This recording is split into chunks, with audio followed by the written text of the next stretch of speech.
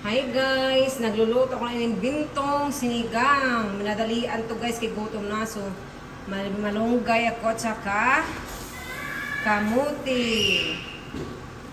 Guys, nagluluto ko ngayon ng shrimp sinigang with talbos ng kamuti tsaka malunggay. Wala tayong kangkong at lalagyan ko to guys ng egg.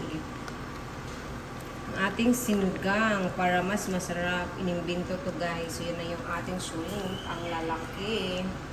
Ang lulutuin ko na lang dito guys, yung aking malunggay. Luto na yung aking talbos ng kamote. So yan guys, nakatimpla na yan. Pakuluin na lang at saka para maluto na yung shrimp kasi palalagay ko lang lalaki ng shrimp.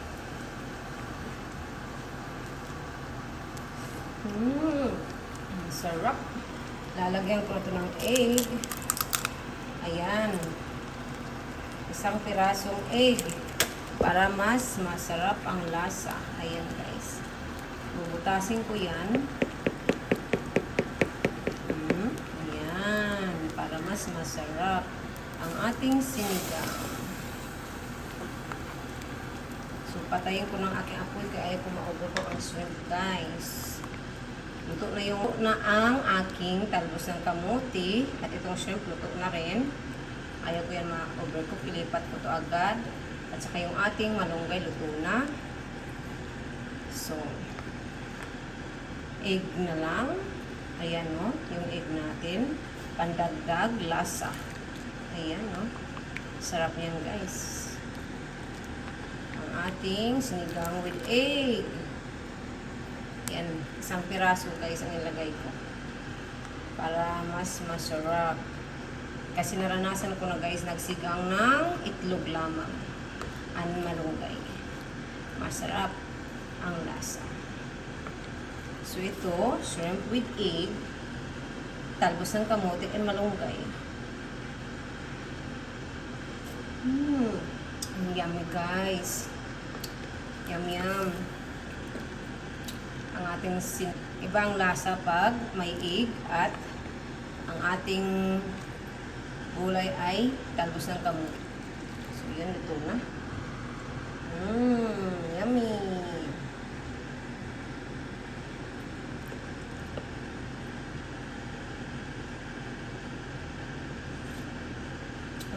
Sarap.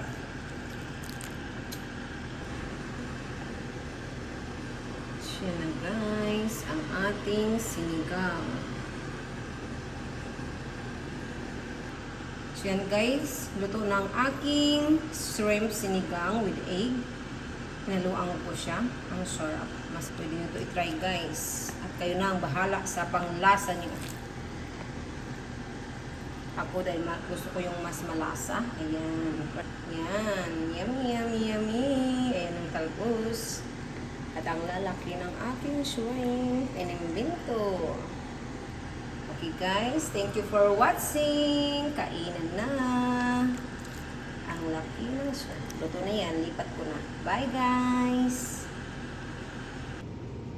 So yan na guys. Yan yung ating talbos ng kamote. And eggs there.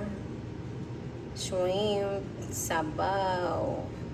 Sinigang shrimp with egg and talbos ng kamote. Malunggay. Yummy guys!